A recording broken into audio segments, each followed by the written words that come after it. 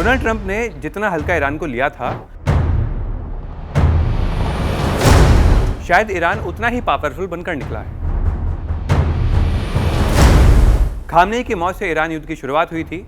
आज 1 महीने से ऊपर का वक्त बीत चुका है, लेकिन ईरान रणभूमि में डटा हुआ है।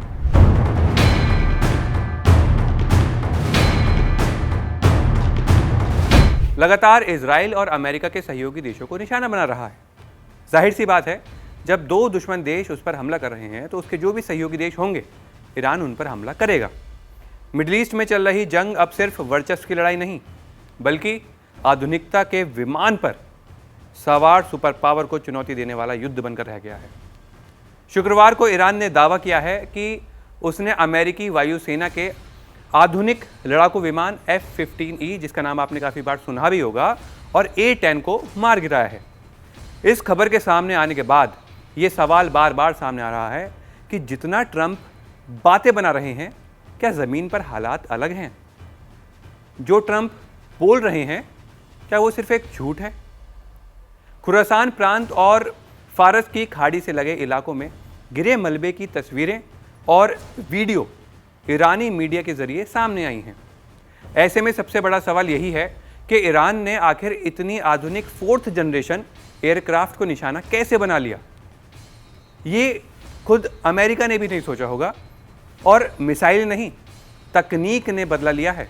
जी हाँ, जानकारी और सामने आए जो वीडियो हैं वो संकेत देते हैं कि इन हमलों में ईरान ने इंफ्रारेड आधारित सतह से हवा मिसाइल सिस्टम का इस्तेमाल किया है।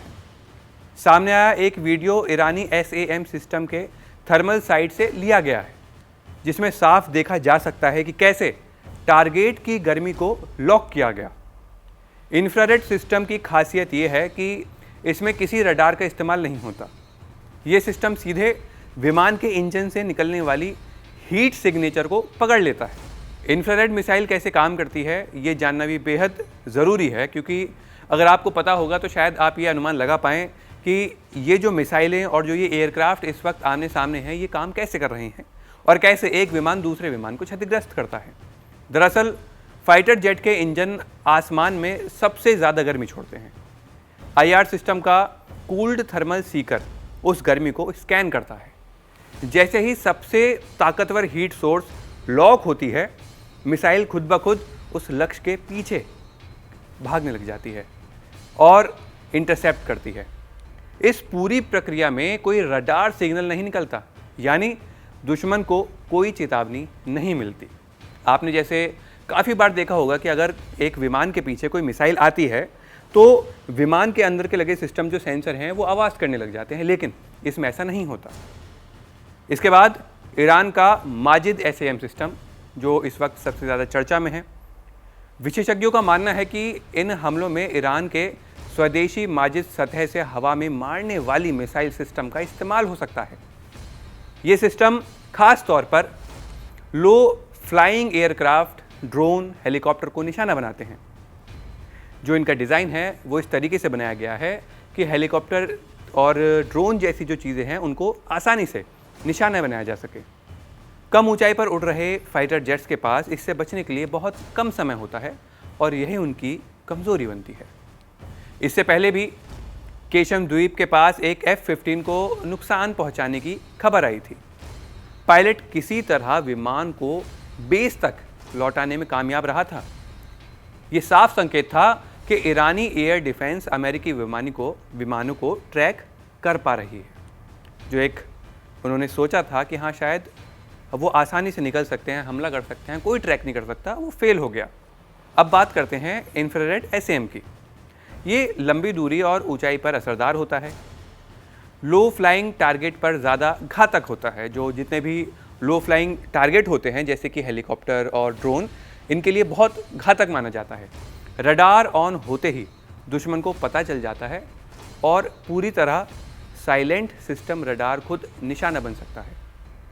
पहचान से पहले हमला करता है, यानी रडार सिस्टम ताकतवर है लेकिन जोखिम भरे भी हैं। जबकि इंफ्रारेड सिस्टम दिखते नहीं हैं, सुनाई नहीं देते और अचानक हमला कर देते हैं।